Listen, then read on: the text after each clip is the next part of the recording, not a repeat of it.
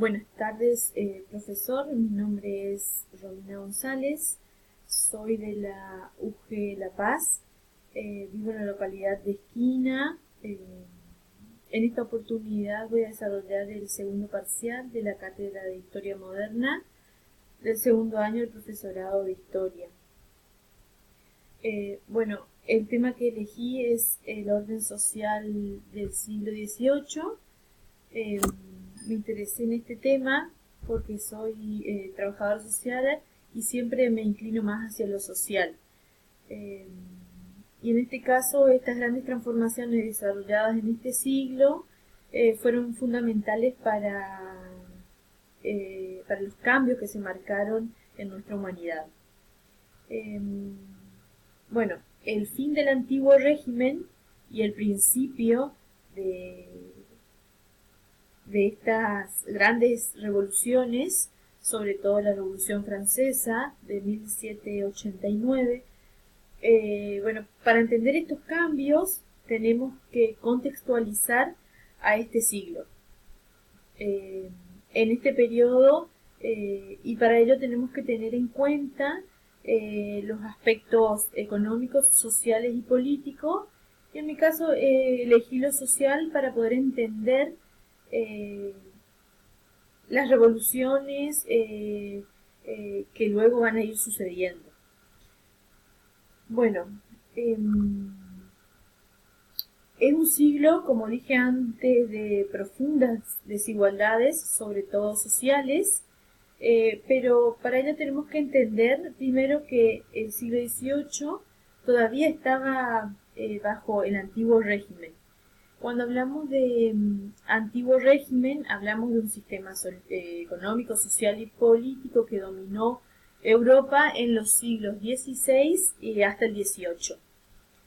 Este antiguo régimen se va a caracterizar fundamentalmente por una economía basada en la agricultura, en una agricultura de subsistencia, por una sociedad fuertemente estamental y jerarquizada, con poca movilidad social y políticamente gobernada por monarquías absolutas. La gran mayoría de los estados europeos estaban gobernadas por estas monarquías absolutas, con diferencias entre sí. ¿Qué significan estas monarquías absolutas? De que el poder estaba concentrado en la figura del monarca.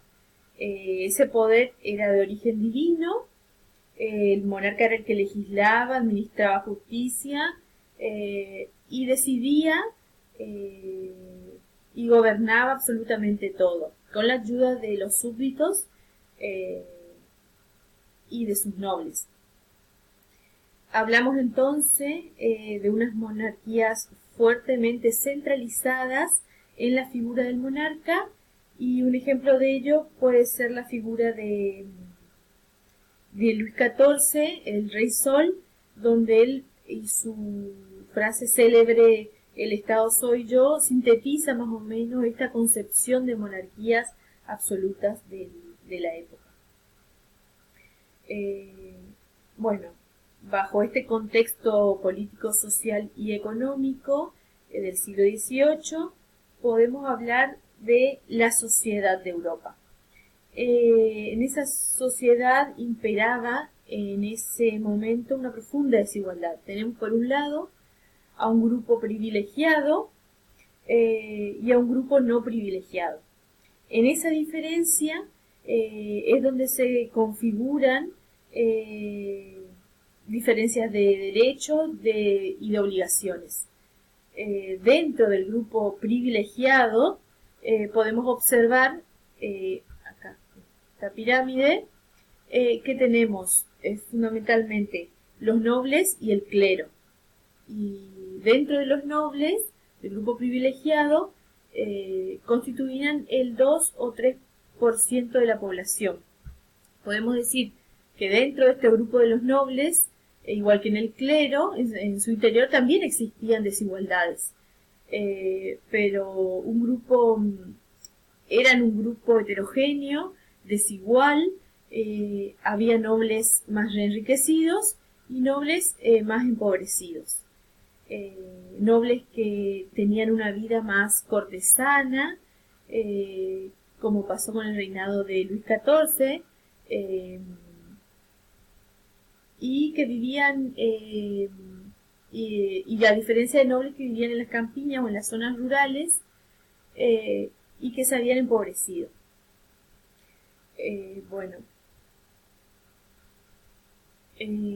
esta nobleza, igual que el clero, podemos dividirla acá tenemos, en alto clero y bajo clero, constituida fundamentalmente por los miembros de la iglesia. También podemos hablar del clero regular, que eran las órdenes monásticas o religiosas, y el clero secular, que eran los curas y los sacerdotes. Bueno, este grupo privilegiado fundamentalmente porque no pagaban impuestos, cosa que sí lo hacía el pueblo llano, el estado llano, que eran la mayoría, que estaba constituida por los jornaleros, mendigos, campesinos, y también por los nuevos ricos, por este nuevo estamento que va a surgir, entre comillas, llamado clase social. Todavía no podemos hablar de una clase social, de una clasificación así, que en ese momento era la burguesía. Esta burguesía, que también se había enriquecido, así como los comerciantes, como los mercaderes, los banqueros y los campesinos con tierras, también dentro del pueblo llano podemos ver diferencias. No era lo mismo pertenecer a una burguesía rica que a una aparentemente burguesía más empobrecida. Así vemos cómo se producen las diferencias dentro de del mismo estamento. También se dan esas desigualdades dentro del mismo estamento.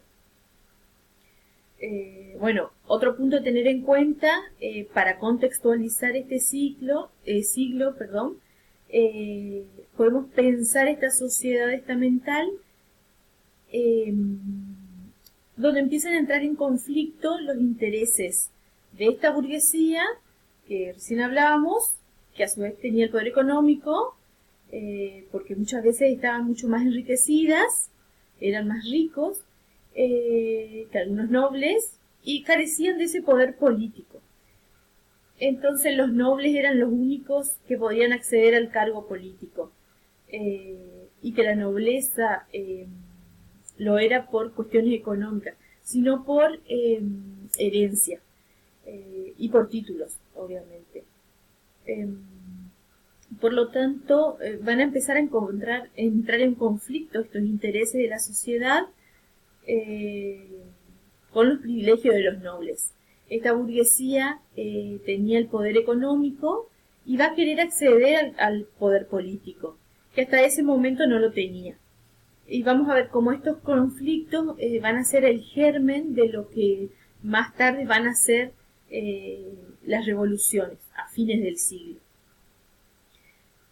Si bien estamos hablando de la Edad Moderna, donde la Iglesia había perdido el poder, no era la misma Iglesia de la Edad Media o del feudalismo, pero estos estamentos estaban justificados y fuertemente legitimados por la enseñanza católica y cristiana y por la Iglesia, fundamentalmente, donde la Iglesia iba a legitimar estos estamentos y cada estado debía tener sus derechos y sus obligaciones.